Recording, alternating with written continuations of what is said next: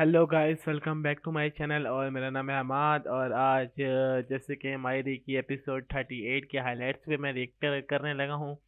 तो जैसे कि 37 पे भी रिएक्ट किया था और उसमें बहुत अजीब सा माहौल बन गया था आईना का चक्कर पकड़ने के बाद।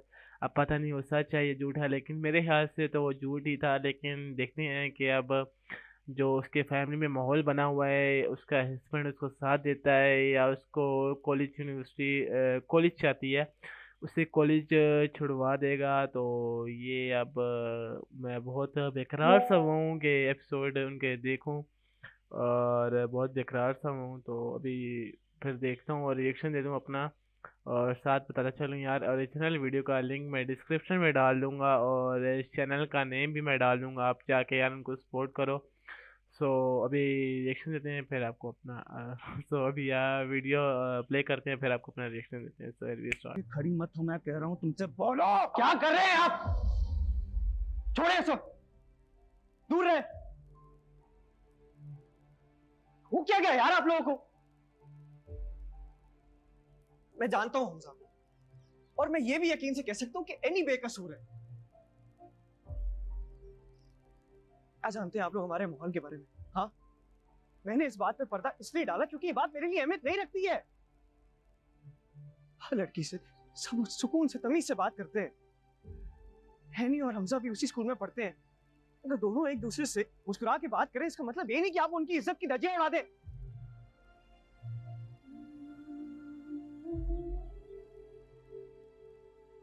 ईमन का तो वैसे ही दिमाग खराब है। उसको क्या वास्ता बोले कि हमारे मामलात से दूर रहे। तुम पागल हो गए हो? दिमाग खराब हो गया तुम्हारा? इस तरह इसका लड़कों से बात करना तुम्हें ठीक लगता है? बस इतना जानता हूँ कि हम एनी कभी भी कोई गलत कदम नहीं उठाएगी।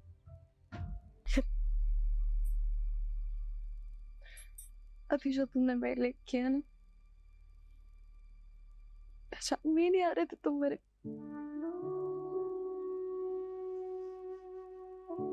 मुझे लगता था कि तुम ना और बाकी मर्दों की तरह।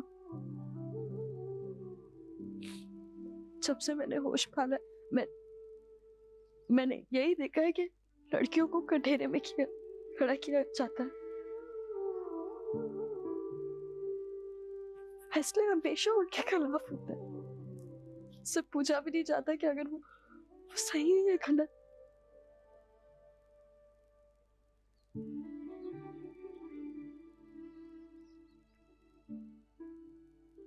मैं कभी तुम्हारे साथ ऐसे नहीं होने दूंगा।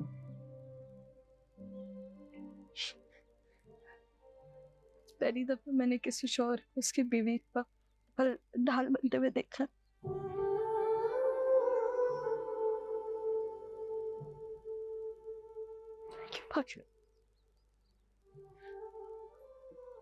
Thank you. अगर तुम मेरे लिए स्टैंड नहीं लेते, मुझ पे यकीन नहीं करते, तो मुझे पता नहीं मेरे साथ वहां क्या हो जाता।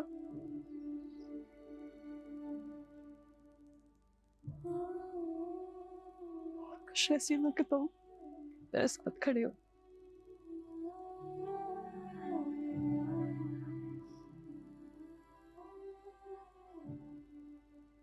एक बात बोलूं, मुझे अच्छी नहीं लगती हो जान।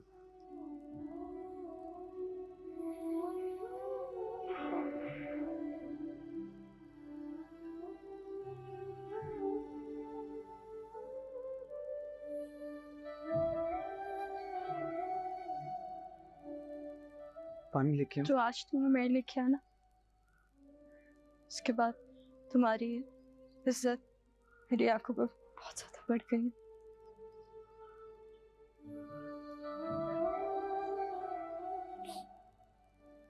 मुझ पर हमेशा ऐसी यकीन रखना। मुझसे बातें करती हूँ मैं तुम्हारा यकीन कभी नहीं तोड़ूंगी। है मैं बाकी मर्दों की तरह नहीं हूँ जो दूसरों की बातों पर यकीन कर ले। हम बड़े हुए हैं यार, साथ में जानता हूँ तुम्हें। क्या हुआ वहां पे? क्या कहा सबने एनी को? तुम्हें क्या बताऊं मैं। सब बहुत गुस्सा आ रहे थे एनी पे। मैंने भी एक एक को जाके तस्वीर दिखाई। सबने खूब बातें सुनाई एनी को। अच्छा, मामू और रानी तो बहुत गुस्सा हो गए होंगे, सजा भी दी होगी एनी को, और फाकिर तो बात ही नहीं कर रहा होगा। फाखिर तो आज अलग ही रंग में था, सबके सामने खड़ा हो गया अपनी बीवी की हिमायत में, सबको चुप करवा दिया, किसी को कुछ बोलने ही नहीं दिया। क्या फाकिर ऐसे कैसे कर सकता है? उसे तो गुस्सा होना चाहिए था। इसी बात में तो मैं भी हैरान हूँ, किसी भी शौहर को बीवी की ऐसी बातें पता चले तो वो तो अपने आपे से बाहर हो जाए, और यहाँ तो उल्टा था। फाहिर को किसी की बात पे यकीन ही नहीं आ रहा था, वो तो अपनी बीवी की हिमायत में सबके सामने खड़ा हो गया, किसी को कुछ बोलने नहीं दिया। मैंने तो खूब कोशिश की लेकिन किसी को परवाह नहीं थी उस घर में। लेकिन मामू, बड़ी मामी, नानी, किसी ने तो गुस्सा किया होगा ना एनी पे। अरे फाखिर ने किसी को कुछ बोलने ही नहीं दिया, सब कुछ चुप करवा दिया, कहने लगा मेरी बीवी मैं खुद देख लूंगा। उस घर की इज्जत का मामला है, मैंने सबको समझाया लेकिन किसी को परवाह नहीं थी वहां पे। ये तो बहुत अच्छी बात है, ये फाखिर ने अपनी बीवी के लिए स्टैंड लिया है। ये समझदार हो गया फाखिर। आप ना हमेशा अजीब ही बात कीजिएगा, अगर अभी इस लड़की को नहीं रोका ना तो पूरे खानदान की इज्जत को डुबो देगी ये। फाखिर तो बच्चा है, ना समझ है, लेकिन मैं इतनी आसानी से इस मामले को खत्म नहीं होने दूंगी। तुम भी अजीब हो, या तो ज्यादातर नाराज रहती हो या घर नहीं जाती। हाँ, ऐसा कोई मसला आ जाता है तो माचिस की तीली की तरह आग लगाने पहुंच जाती है। दूसरों की फिक्र छोड़ो, अपने घर की इज्जत की पुप्पो फिक्र जो करो। है, पुप्पो आग लगाती क्या है। मतलब है आपका इस बात से? तुम ये सब बातें ईमन के सामने कर रही हो और तो और उसको इसमें इन्वॉल्व भी कर रही हो। जरा भी अंदाजा है इन सबका क्या असर पड़ेगा उसके जहन पर। हेलो एनी, तुमने मुझे फोन किया? हमजा, तुम्हारे साथ मसला क्या है? हाँ, क्या चाहते हो तुम? ये सब करने का मकसद क्या था तुम्हारा? एनी, मैं तुम मेरी बात का जवाब दो पहले। क्या चाहती हो तुम मुझसे? एक तो तुम स्कूल में बहाने से मेरे पास आए मुझसे बात करने के लिए, मैंने तुम्हारी सारी पीछे की बातें भुलाकर तुम्हें चांस दिया कि हाँ मैं तुमसे बात कर लेती हूँ। तुमने हमारी ये पिक्चर लेके मेरी कजन को भेज दी। इसके पीछे तुम्हारा मकसद क्या था? मेरी जिंदगी खराब करना चाहते हो? मेरा घर उजाड़ना चाहते हो तुम? एक मिनट एनी, कौन सी फोटोग्राफ, किस फोटोग्राफ की बात कर रही हो तुम? और कौन सी कजन? मैं तुम्हारी किसी कजन को नहीं जानता। मेरी कजन एमन, जिसको तुम पढ़ाने चाहते हो, ट्यूशन पढ़ाते हो तुम उसको। क्या एमन तुम्हारी कजन है? मुझे नहीं पता कि क्या सच है क्या झूठ है, लेकिन खुदा के वास्ते जितनी मेरी जिंदगी मुश्किल है ना, उससे ज्यादा उसको मुश्किल मत करो। एनी, तुम गलत समझ रही हो, ऐसा कुछ भी नहीं है। तुम्हें मेरे बारे में किसी ने गलत बात बोली है, और मैं तो जानता भी नहीं था कि एमन तुम्हारी कजन है यार। और जिसने भी ये बातें बोली है सब कुछ झूठ है यार, ऐसा कुछ भी नहीं हुआ। हमजा, जो तुम खेल मेरे साथ खेल रहे हो ना, मत खेलो। तनी किन चीजों का बदला ले रहे हो तुम मुझसे, लेकिन अब मेरी बात कान खोल के सुनो। मुझसे तुम जितना दूर रहो ना उतना बेहतर। अब मुझे कॉल करने की भी कोई जरूरत नहीं है, और स्कूल में मेरे पास करीब आने की भी कोई जरूरत नहीं है, ना ही तुम कोशिश करना। मुझे तो था कि आप एनी को समझेंगी, और ये सब झूठ है, सारा इल्जाम है, मुझे पता है इस चीज के बारे में। मुझे था आप हमारा साथ देंगी, लेकिन आप उनके साथ खड़ी हुई हैं। कोई लड़का किसी लड़की के पीछे इस तरह नहीं आता जब तक लड़की की तरफ से कोई इशारा ना मिले, समझे? तो इसलिए एनी पर अंधा एतबार भी मत करो।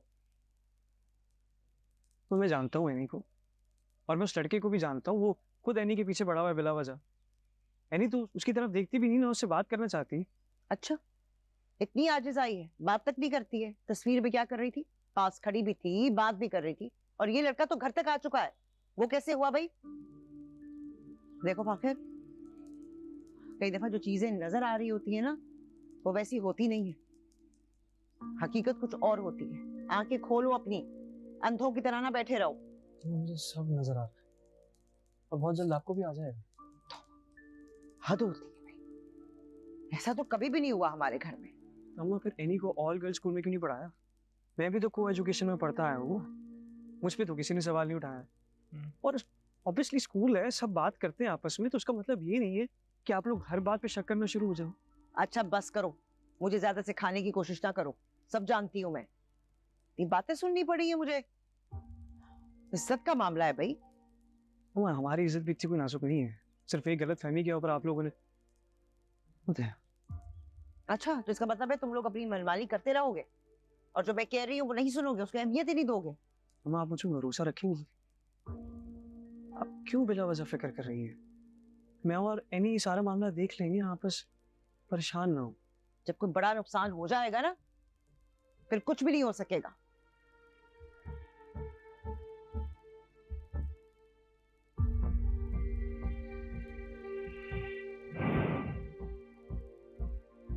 अरे फहमी आपा, आप, मुझे लग रहा था आप आ जाएंगी। मैं अम्मा से मिलने के लिए आई थी। उनकी तबीयत ठीक नहीं है, सर में दर्द है और थोड़ा बीपी भी हाई हो रहा है। मैंने सोचा उनके लिए चाय बना दूं। दो बहू हैं उनकी, लेकिन किसी को ख्याल नहीं। मैं बेटी हूं, मैं तो ख्याल करूंगी ना। अरे आप अपने लिए चाय निकाले, अम्मा के लिए मैं बना देती हूँ। आप ले ली वो चाय, मैं बनाती हूँ ना, आपकी तकलीफ कर रही। बैठे बैठे आराम से मैं कर रही हूँ।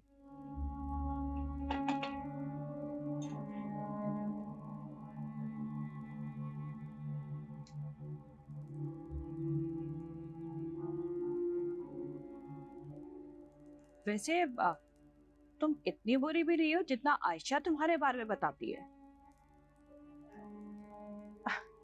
सौतनी कम सौतनों के बारे में कुछ अच्छा बताती है।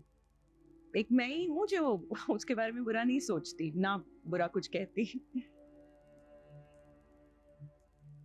वैसे एक बात बताओ फहमी आपा, आपने जो अहनी के साथ किया वो बिल्कुल ठीक किया।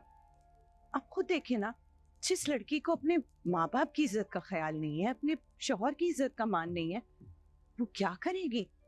आपने तो सही फैसला करके बचा लिया इस घर की इज्जत को।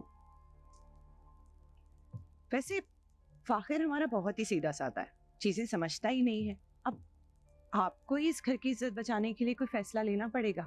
हबीब तो हमेशा आपकी और साइका आपी की इतनी तारीफ करते हैं, पर अफसोस की बात है इतनी बड़ी खबर लेकर आई आप, फिर भी कोई फायदा नहीं हुआ। मेरे ख्याल में आपको और साइका आपी को ही इन लोगों पर नजर रखनी पड़ेगी। अब हम क्यों रखेंगे नजर? उनकी माँ है ना उन पर नजर रखने के लिए। माँ उन्हें नजर रखनी होती ना तो ये दिन ना देख रहे होते हम।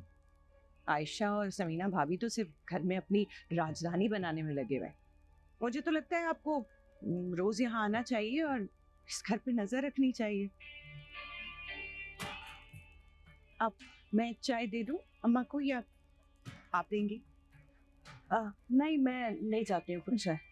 ये लीजिए, मैं थोड़ा काम में देख लेती हूँ। हाँ।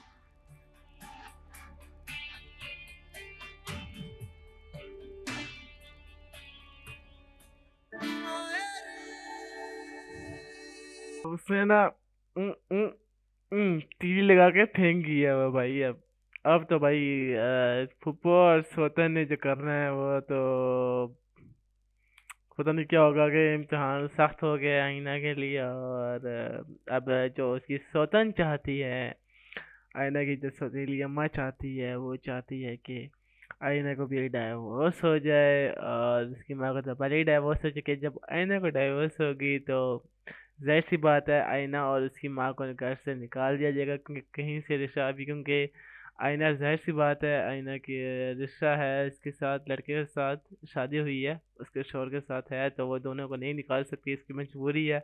लेकिन आने वाले वक्त में लग रहा है इसकी भी तलाक, इसको तलाक दिलवाना चाहती है। इसकी बातों से लग रहा था तलाक दिलवा के इन दोनों को रफा दफा करेगी और फिर ये रह जाएगी अकेली इसके अपने हस्बैंड के साथ। और घर पे फिर ये आस्ता आस्ता सारी अपनी करेगी, सारा घर पे राज करना चाहती है। क्योंकि अगर एक गई तो जाहिर सी बात है घर खाली खाली हो जाएगा, खाली ये दो औरतें रह जाएंगी घर में और एक दादी, तो माहौल ज़रा क्रंची सा हो जाएगा और ये राज करेगी।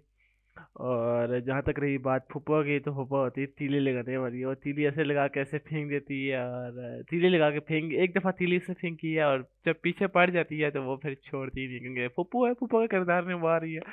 फूफा अगर आपकी फैमिली में ऐसे फूफा करती है तो आपने लाजमी बताना है यार। तो अभी के लिए इतना ही, आज के लिए इतना ही, मिलते हैं नेक्स्ट वीडियो में, तब तक के लिए अल्लाह हाफिज़।